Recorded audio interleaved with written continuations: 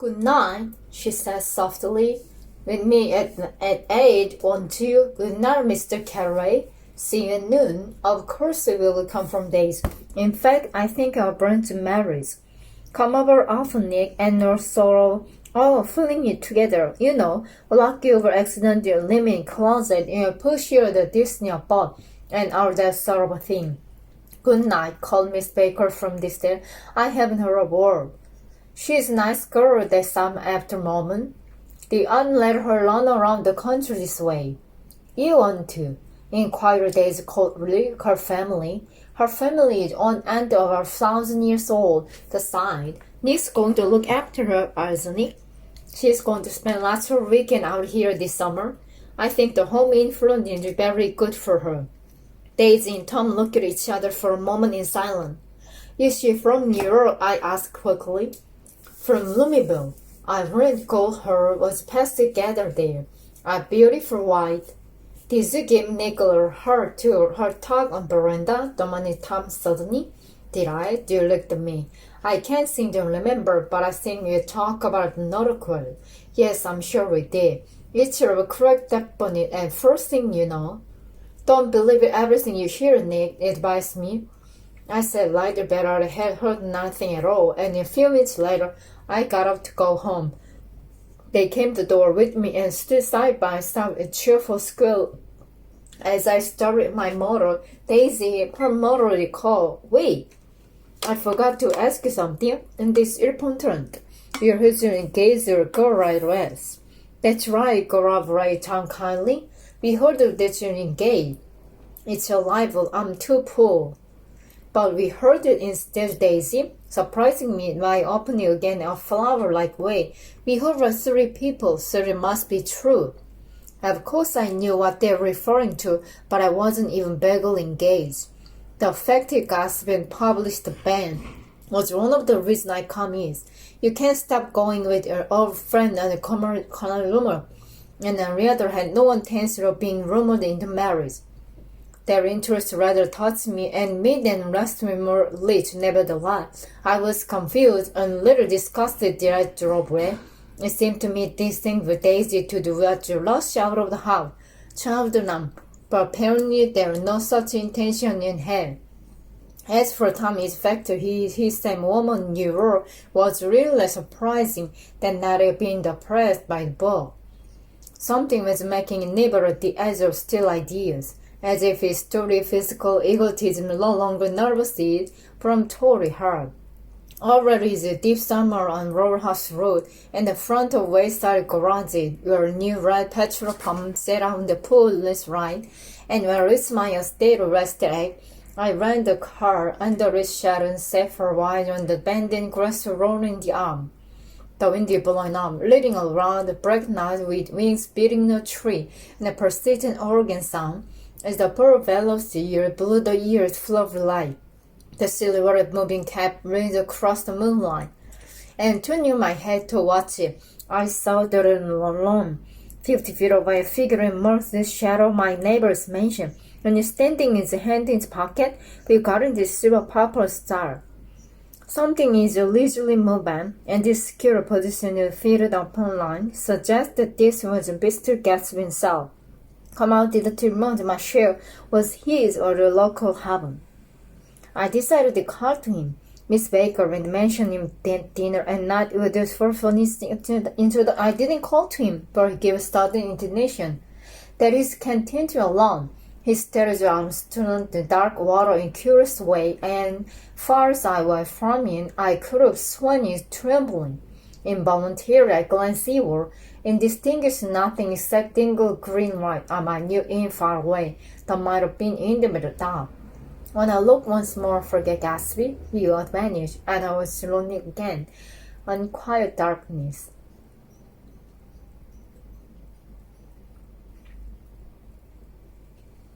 Chapter 2. About halfway between Western New York, the motorboat easily joined the railroad and runs beside a quarter mile, so as to shrink over a certain desolate area of land. This is valued as a fantastic form of acid corona real in the hill and gold test garden. Last year the comfort house in chimney will smoke, and finally with a transcendental escapement who moved damningly or like crumbling through the powder air. Occasionally a lonely great car crawls along in visible track, gives her a gut creak, in comes the red, and immediately the great man swarm up in leading spade and stir up in penetrable crowd. You scream their skill operation from your side. But of a great language will soon be leaked out, is dripped endlessly over. You perceive after a moment the eyes of Dr. D-8Master. The other Dr. D-8Master, blue and the Latin's 1 year hard. They look out of no face, but instead a pair of enormous yellow spectacles which pass over a non-existent nose. Evidently some white alkali set them married to fattening practice word queen, and St. Diamond sat in return her blindly, who forgot them and moved away. For his eye damned and rid by many pilgrims day under sun and rain, blew on the solemn dumping ground. The valley was bounded on one side by a small far river, and when driving up the left burst through, the passenger waiting train can stare at the dismal scene with long half an hour. There's always a hawk there, the last minute, and it's because of that where I first met Tom becoming mystery. The fact that we had one is 1/6 pound if ever is known is coincident with the fact they turned to a popular cafe to her and, leaving her with the table sent to about January, whomever you knew. Though I was curious to see her, I noticed desire to meet her, but I did. I wanted to New York with Tom in the train afternoon, and once stopped by the Ashley, it jumped to his feet, taking hold of my bow, literally forced me in the car. We getting off insisted, I wanted to meet my girl. My girl think of a good deal of luncheon and stimulation at my company bolder and bound. This facility some them, or that in Sunday afternoon I had nothing better to do.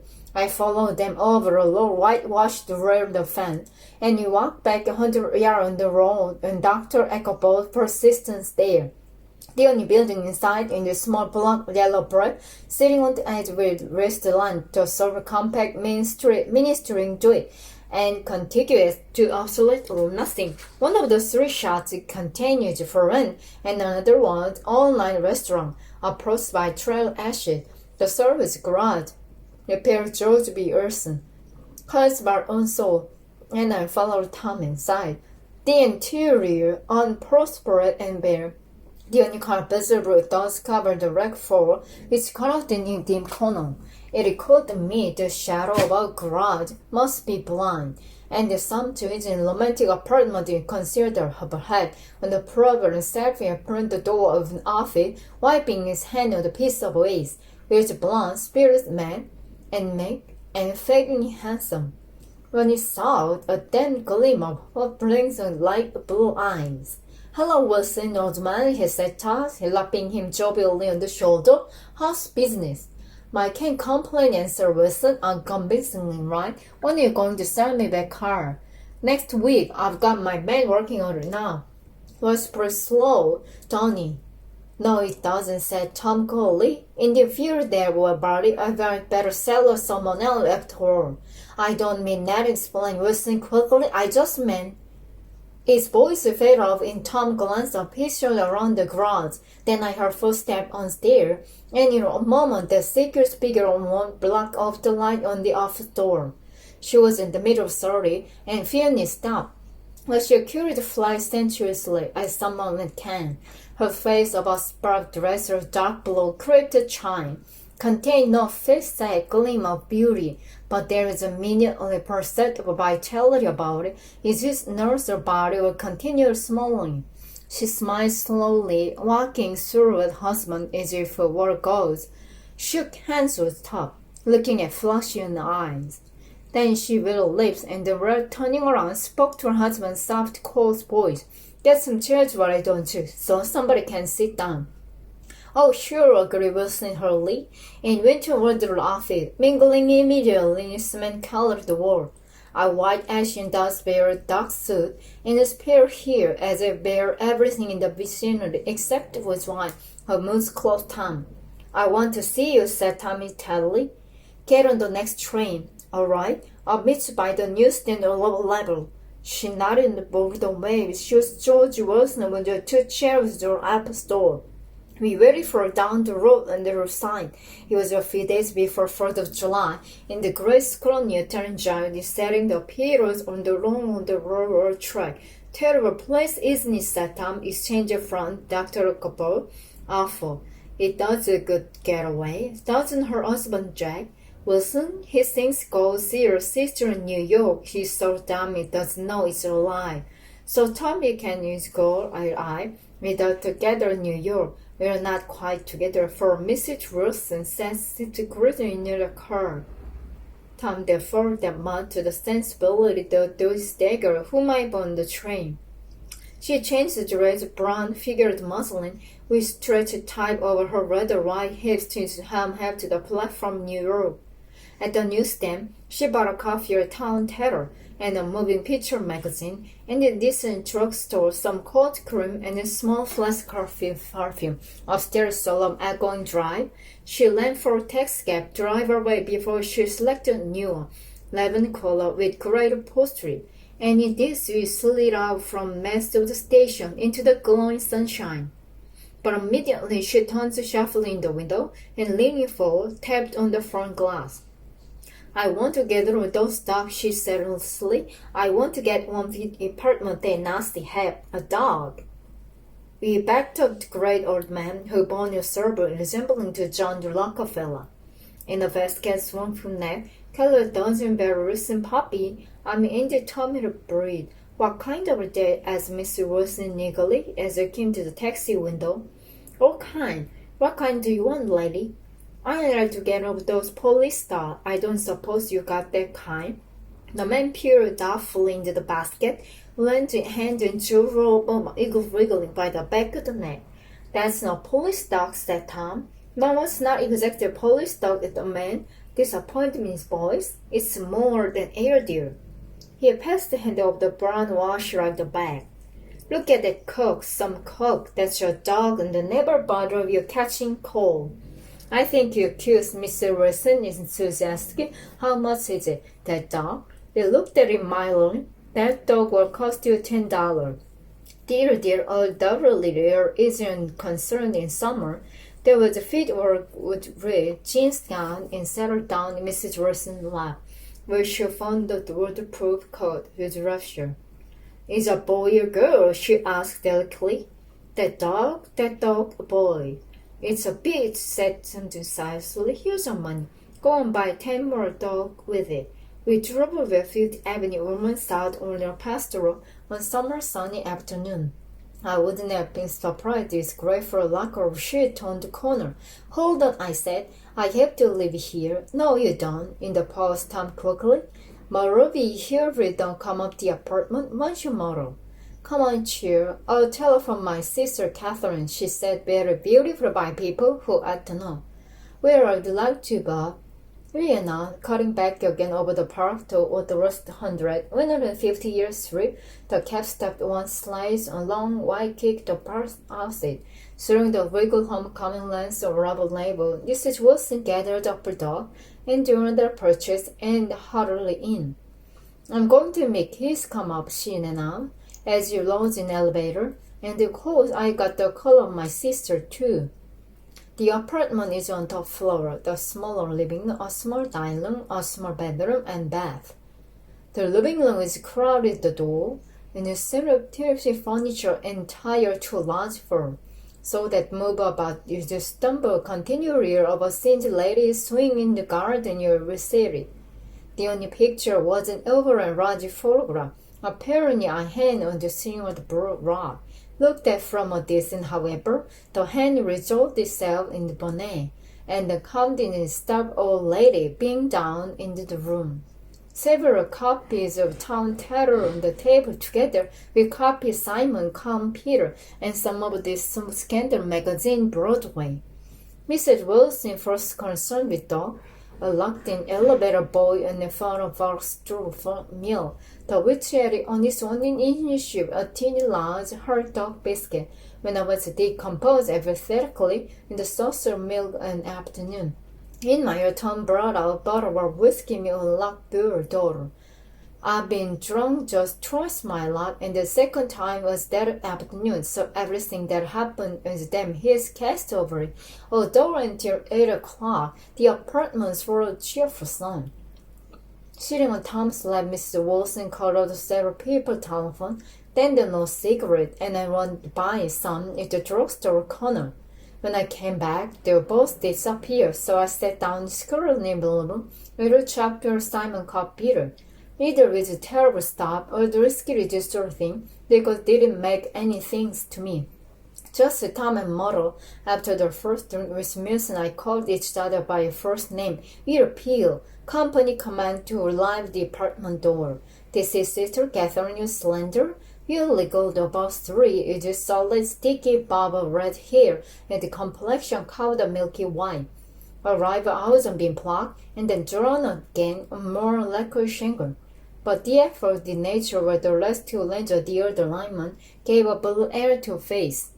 When she moved about, there was an incessant clicking, as innumerable portable blades jingled at the down panorama.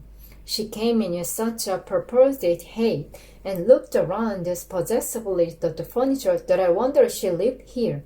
But when I asked her, she laughed immortally, repeated my question aloud, and told me she lived with a girlfriend at a hotel. Mr. McKee was a pale feminine man from the flat below. His just shave for the right spot with ladder on the cheekbone, and he was most respectful in greeting everyone in the room. Informed me he was in the artistic game, and I gathered later usual photographer, and he'd made Demi Lazar with Mrs. Wilson's mother, which had like an actor present on the wall. His wife, short, languid, handsome, and horrible.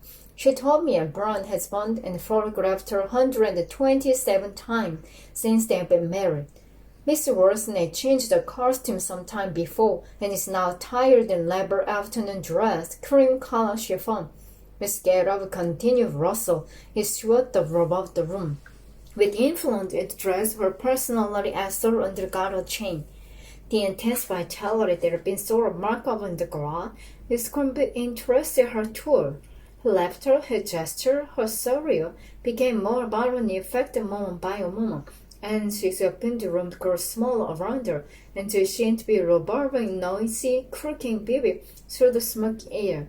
My dear, she told her sister, laugh, mincing shout, most of the fellows will cheat you every time, everything money. I Roman up here last week to look at my feet, and when she gave the bill, you'd have thought you might appendicitis. What is the name of the woman? Asked Miss Key. Mrs. Everhart. She goes around looking at people feeding her home. I like your dress, remarked Miss Key. I think you're adorable. Miss Wilson rejected the compliment by raising her eyebrows in disdain. It's just a craze of things that I just slip it on sometime to don't care what I look like. Looks wonderful on you. It's you know what I mean, first Miss Key. If Jessica could only get you in that pot, I think you could make something. We are looked in silence, Mrs. Wilson. You lift the strands of her hair over her eye, look like but is a brilliant smile. Mr. Mickey regarded it tenderly with his head on the side. In the movie, this bent back and forth, slowly in front of the face. I should change the line, he said after a moment. I'd like to bring out the motor in the future. And I try to get hold of the back heel. I wouldn't think of changing my light gray, Mr. Mickey. I think her husband said, and Ria looked at the subject again. Your pandemic and yawned early and got fit. You Mickey see something Drake said. Get some more ice mineral water before everybody goes to sleep. I told that boy of the eye, Mother raised her eyebrows in despair to shiftlessness the lower orders. These people, you have to keep after them all the time. She looked at him poignantly and threw a flat at the dog, kissed it with the exit, and swept it in the kitchen, implying that a chef to wait her orders there. I've done some nice things on the Long Island, answered Mr. Mickey. Tom looked at him blankly. Two of them you're framed downstairs. To what? Demanded Tom. To study. One of them I call Montauk Point, the goal, and the other called Montauk Point, the sea. They said Catherine sat down beside on the couch. They live down on the Long Island too. So I live at West Egg. Really, I was down there part of a month ago. I met Nick Gatsby. You don't know him? I live next door him. Well, they say he's a nephew or a cousin of Kaiser Wilhelm. That's where all his money comes from. Really? She nodded. I'm scared of him. I hate you having get anything on me. This absorbing information about neighbor is interrupted by Mr. Mickey pointing suddenly at Catherine. Chester, I think you knew nothing with her, she broke out. Mr. Mickey on another bold way and turned to attention Tom. I'd like to more work on the island. We could get the entry. All right, Ed. Is it the she'd give me a start? Ask Morrow, said Tom, working in the short shout of laughter as Mrs. Wilson entered with tray. She'll give you a little introduction, don't you, Morrow? Do you want, she asked her Stero. You give me a cute little introduction to your husband. We can do studies. His lips moved silently for a moment as he invented George B. Wilson at the gasoline pump, or something like that. Catherine leaned close to me, whispered in my ear. Neither of them can stand them they're married to. Can they? Can't stand them. She looked at Mother than Tom. What I say is, why go on living with them? You can't stand them. If I was them, I get to both get married to each other right away. Doesn't she answer either? Why go on living with them? I can't stand them. If I was them, I'd get a divorce, get married to each other right away. Doesn't she like Wilson either? The answer is unexpected. It came from Mother, whoever overheard question any violent and you sin. You see, cried Catherine directly. She lowered her voice again. It's really his wife keeping at the park. She's a Catholic and they don't believe in divorce. Daisy was not Catholic and rather shocked at the liberalness of the rite. When they do get married, continued Catherine, they are going west to live for a while until the blows over. It is more district girl Europe. Oh dear, like Europe, she exclaimed surprisingly. I just got back from Monte Carlo. Really? Just last year? I went over there another girl. Stay long? No, we just went to Monte Carlo and back. We went to my girl say. We were over $1,200 when we started. We got guide overall in 2 days on private room. We were out for time getting back. I can tell you, God, how I hated that town. But later after the sky brimmed the window for a moment, like the blue honey of the Mediterranean. Their sure voice makes Mickey call me back in this room. I almost made a mistake too, she declared vigorously. I almost married time. Who've been after me a few years. I knew it's below me. Everybody gets saying to me, Lucy, that man's will below you. But I already met Chester. He have got me sure. Yes, but listen, said Mother Wilson, nodding head up and down. At least you didn't marry him. I know I didn't. Well, I'm married, said Mother, ambiguously, and that's the difference between your case and mine. My deeds, Mother, demanded Catherine. Nobody forced you to. Mother, consider. I'm married because Saul is a gentleman, she said finally. I sort of knew something about breeding, but it wasn't fit to lick my shoe. You were crazy about him while you saw Catherine? Crazy about him? Cried Mother incredulously. Who said I was crazy about him? I never was any more crazy about him than I was about that man there. She pointed suddenly at me, and everyone looked at me accusingly. I drew up short by my expression and expected no affection. The only crazy I was to marry him.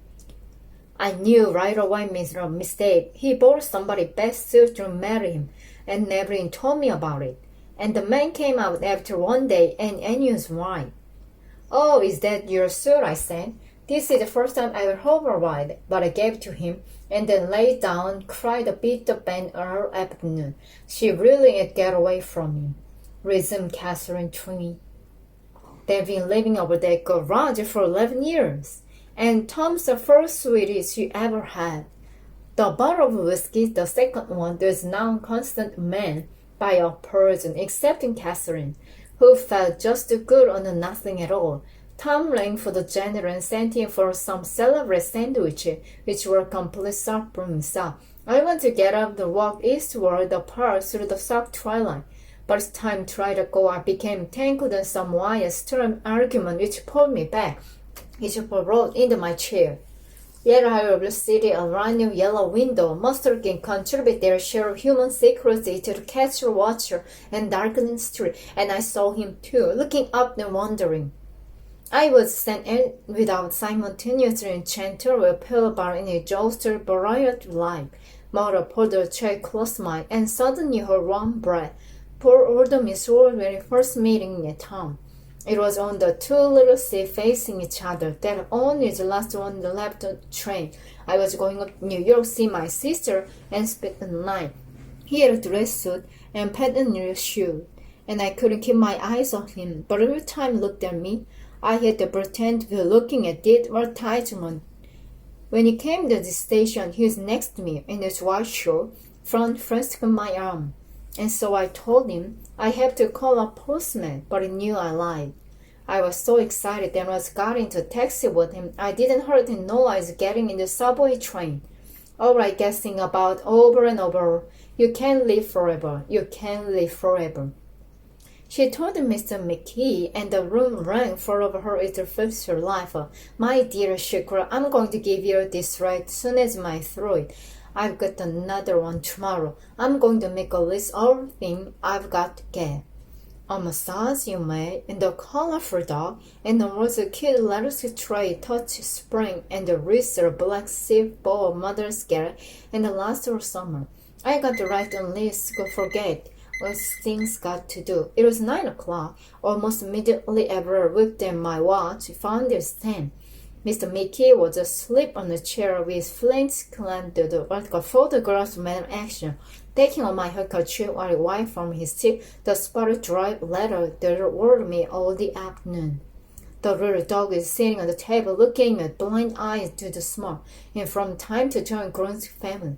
People disappear, reappear, leave glance somewhere, and then lost each other, searched for each other, found each other, fulfilled away. Sometime during midnight, Tom Buchanan and Mrs. Wilson stood face-to-face, discussing, in passionate voice, whether Mrs. Wilson and Annie White were Daisy's name. Daisy, Daisy, they shouted Miss Wilson, are said whenever wanted. Daisy. Making a short deaf movement, Tom Buchanan broke nose with his open hand. Then the bloody towers upon the bathroom floor and women's voices scolding and higher confusing, a long broken wind of pain. Mr. McKee walked from the door and staring at Daisy toward the door. When he got halfway, he turned around to stare at the scene. His wife Catherine scolding and consoling as a stumbled here and there among the cloth furniture was stored away, and the dispelling figure of the couch leading fluently and trying to spread a copy of the town tapestry scenes per sale. Then Miss Kiki turned and continued on the door. Taking my hat from the chandelier, I followed. Come to lunch someday, he said, as I groaned down in the elevator. Where? Anywhere. Keep your hands off the lever, snapped the elevator boy. I beg your pardon, said Mickey dignity. I didn't know it's touching it. All right, I agreed. I'll be glad to. I was beside the bed, and he was sitting up between sheets, clad in the great ball flew in your hand. Beauty and the Beast, loneliness, old grocery hall, broken bread. Then I was like half asleep in the door, lower of the convenient listen, and waiting for the 4 o'clock train.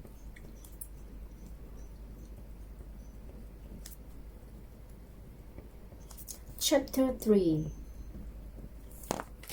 There was music from my house for the summer night. In the blue garden, men in gold came and went like moths and monks whispering in the champagne and the star. At a high tide in the afternoon, I watched the guests driving from a tower's wrap, or taking sun on the hot sand beach, with their 2 motorboats slipped the water the sound, drawing a complaint over catalog with the phone. On weekend, his Rolls Royce became on the bus, bearing Paris to and from city between 9 in the morning and long past midnight. where a station wagon gambled the brisk bug in the old train. And on Monday, each servant, including extra gardener, toiled all day mops and scrubbing brushes and hammer and gardening chair, repairing leverages the night before. Every Friday, 5 Christian orange lemons arrived Ferrero in New York. Every Monday, the same orange moment is back door pure milk is had. There's a machine in the kitchen with a statute of 200 oranges in half an hour. If a little button you press 200 times by butter's thumb.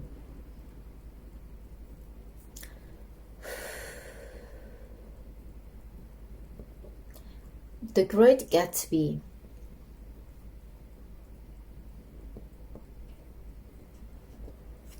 It's time to read or run before listen and speak. Chapter 1. In my younger and more vulnerable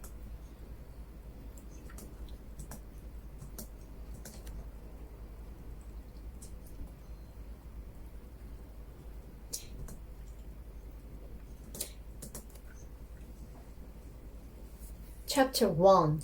In my younger and more vulnerable years, my father gave me some advice. I've been turning over in my mind ever since whenever you in my younger and more vulnerable years, my father gave me some advice that I've been turning over in my mind ever since. Whenever you feel like criticizing anyone, he told me just remember that all the people in his world haven't had the advantages that you've had. He didn't say anymore, but we've always been usually communicative in a resolved way, and I understood that he meant a great deal more than that. In consequence, I'm encouraged to resolve all judgment, a habit that has opened up many curious natures to me, and also made me the victim of not a few big veteran bold. The abnormal mind is quick to detect and attach itself to this quality when it appears in a normal person. And so it came about that in college I was unjustly accused of being a politician because I was privy to the secret grifts of wild, unknown men. Most of the confidants were unsought. Frequently I have fagged sleep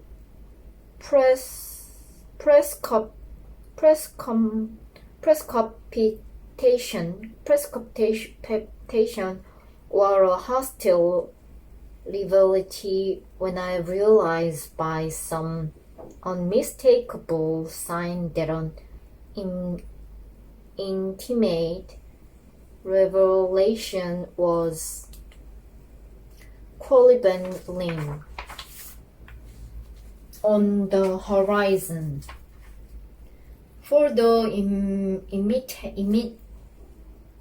intimate revelations of young men, or at least the terms in which they express them, are usually plagiaristic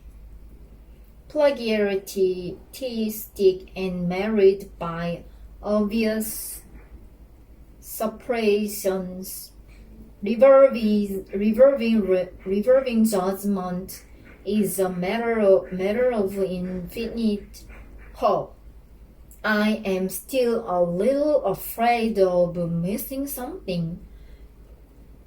If I forget that, as my father snobbishly suggested, and I snobbishly repeat, a sense of the fundamental desensitized pursuit unequally at birth.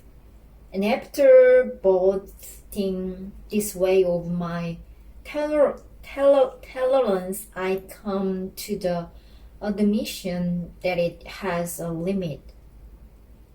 Conduct may be founded on the hard rock or the wet marshes, but after a certain point, I don't care what it's founded on.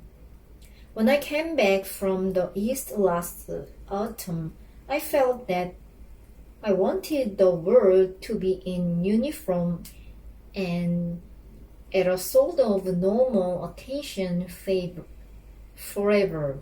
I wanted no more lotus excursions with privileged glimpses into the human heart.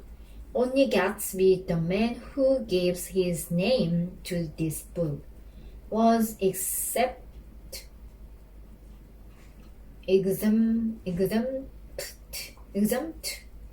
from my reaction.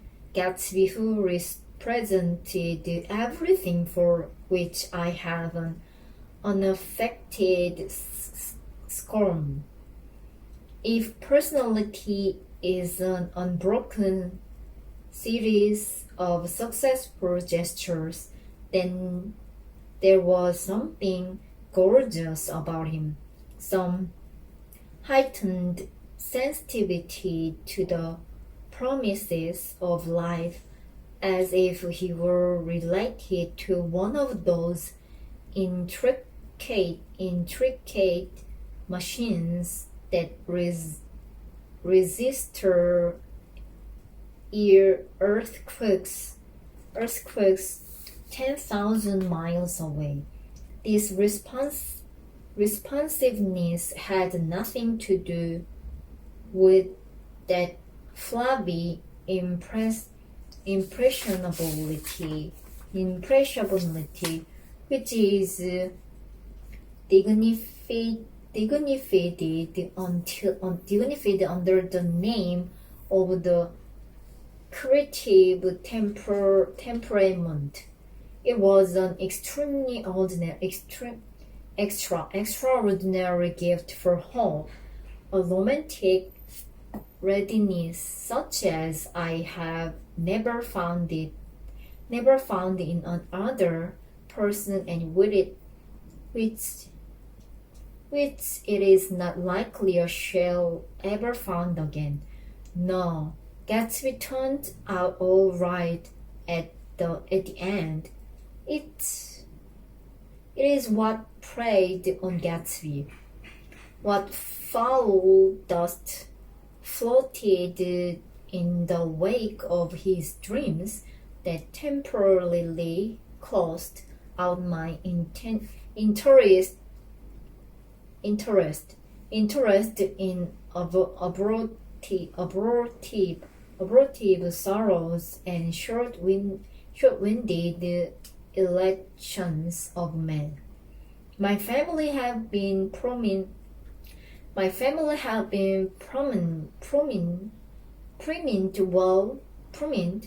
well to the people in this middle western city of 3 generations. The Caraways are something of a clan, and we had a tradition that descended from the donkeys and Burklunch, but the actual founder of my line was my grandfather's brother, who came here in 51, sent a substitute to the Civil War, and started the wholesale hardware business that my father carries on today. I never saw this great uncle, but I'm supposed to look like him, with special reference to the rather hard-boiled painting that hangs in father's office. I graduated from New Haven in 1915, just a quarter of a century after my father, and a little later, I participated in that delighted Teutonic migration known as the Great War. I enjoyed the counter-raid so thoroughly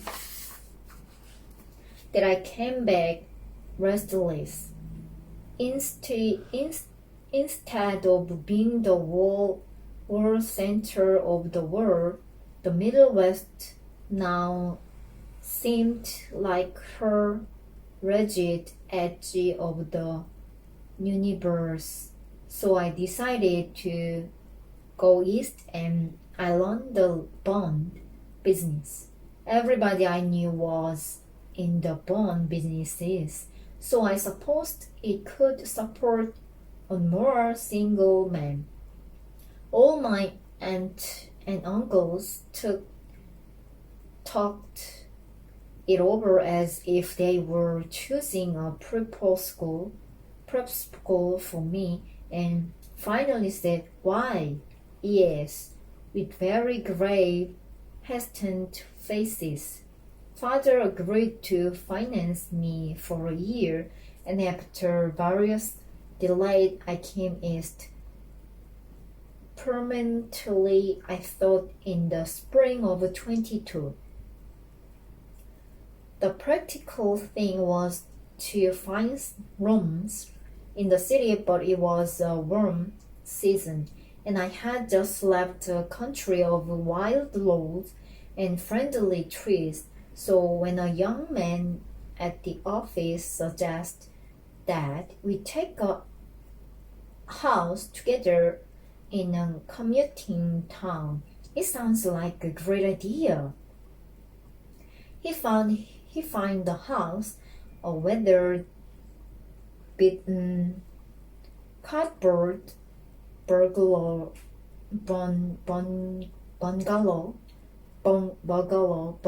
at $80 a month. But at the last minute, the firm ordered him to Weston, and I went out to the country alone. I had a dog, at least I had him for a few days until he ran away, and an old dozy and a Finnish woman who made my bed and cooked breakfast and muttered Finnish wisdom to herself over the electric stove.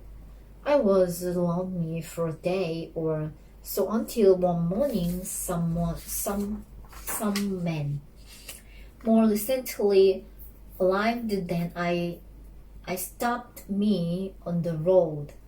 "Hi, how do you get the West Egg billet?" he asked hopelessly. I told him, and as he walked on, I was lonely no longer. I was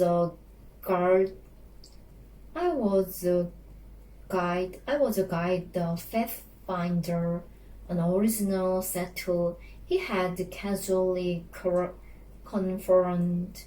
on me the freedom of the neighborhood, and so with the sunshine and he great burst of leaves growing on the trees, just as a thing grow in fast movies. I had that familiar conviction that life was beginning over again with the summer. There was so much to read for one thing, and so much fine, healthy to be pulled down out of the young, breath-giving air. I bought a dozen values on banking and credit and investment securities, and they stood on my shelf in red and gold like new money from the mint. That's mint. Promising to unfold the shining secret that only Mida and Margaret and Masesani knew. And I had the high intention of reading many other books besides. I was rather literally in college. One year I wrote a series of very salmon and obvious editorial for the Yale News, and now I was going to bring back all such a thing into my life and become again the most limited of all specialists, the well-rounded man. This isn't just an epigram life. It is such more successfully looked at from a single window after all. It was a matter of chance that I should have lent a house in one of the strangest communities in North America. It was on that slender Lotus Island, which extended itself due east of New York, and where there are, among other natural curiosities, two unusual formation of land. 20 miles from the city, a pair of enormous eggs, identical in contour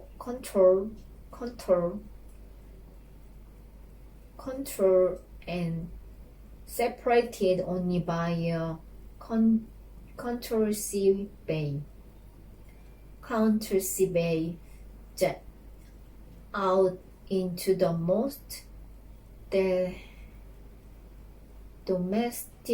domesticated body of salt water in the western hemisphere, the great wet barrier of Long Island Sound. They are not prefer-overs like the egg in the Columbus story. They are both crushed flat at the contact end, but their physical resemblance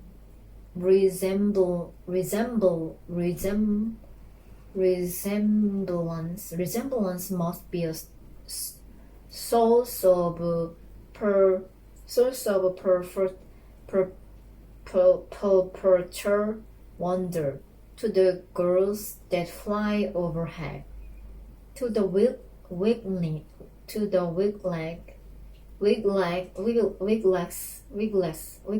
A more interesting phenomenon is this seemingly similarity in every particular except shape and size. I lived at West Egg, the well, the less fashionable of the two. Thought this is a most superficial tag to express the bizarre and not a little sinister contract between them. My house was at the very tip of the egg, only 50 yards from the sound, and squeezed between two hog places that rented for 12 or 1500 a reason. The one on my right was a colossal affair by any standard. It was a factual imitation of some hotel de ville in Normandy with a tower on the side, sparkling new under a thin beard of verb ivy, and a normal swimming pool, and more than 40 acres of lawn and garden. It was Gatsby's mansion, or rather, as I didn't know Mr. Gatsby, it was a mansion inhabited by a gentleman of that name. My own house was an eyesore, but it was a small eyesore, and I had been overlooked, so I had a view of the water, a partial view of my neighbor's lawn, and the consoling proximity of millionaires, all for $80 a month. Across the contrary bay, the white places of fashionable East Egg glittered along the water, and the history of the summer really begins. Over the evening, I drove over there to have dinner with the Tom Buchanan's. Dicey was my second cousin, once removed, and I've known Tom in college. And just after the war, I spent 2 days with them in Chicago. Her husband, among various physical accomplishments, had been one of the most powerful ends that ever played football at New Haven. A national figure in a way, one of those men who reached such an acute limit, excellence at 21, that everything afterward savours of anticlimax. His family were enormously wealthy. Even in college, his freedom with money was the matter for reproach. But now he'd left Chicago, and his family were enormously wealthy. Dane's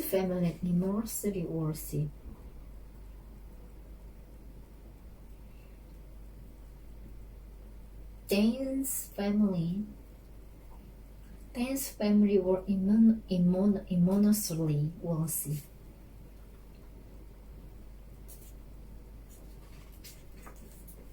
His family were enormously wealthy. Left Chicago and come east in a fashion that later took breath away. For instance, he'd write down a string of polar penny from Lake Forest. It was hard to realize that a man in my own generation was worthy enough to do that. Why they came east, I don't know.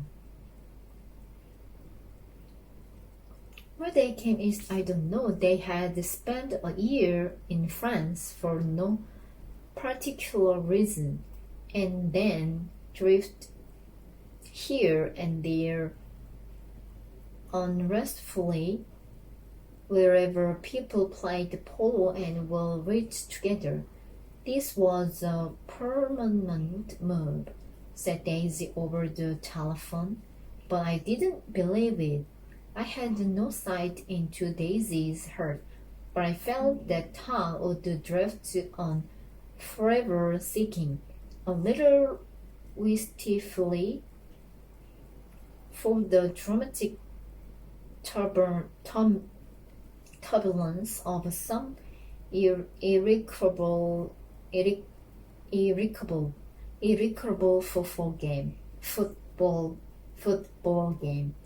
And so I happened that on my own wind evening, I drove over the East Egg to see two old friends whom I scarcely known at all. Their house was even more elaborate than I expected. A cheerful red and white colonial mansion overlooking the bay. The lawn started at the beach and lawn towns the front door for a quarter of a mile, jumping over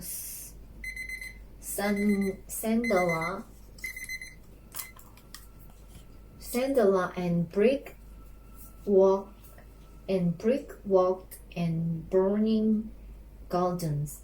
Finally, when it reached the house, drifting up the side in bright veins as thought from the momentum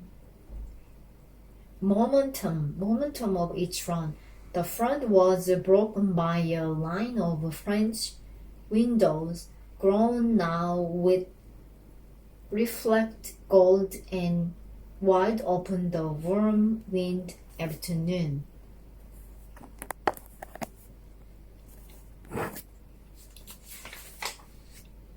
And Tom Bunchanan in riding.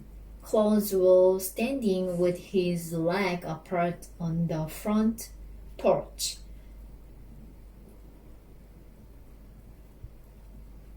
He had changed since his new half an year. Now he was a steady, straw-haired man of 30, with a rather hard month and a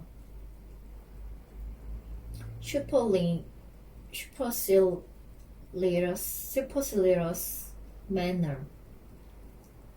Two shining, arrogant eyes had established dominates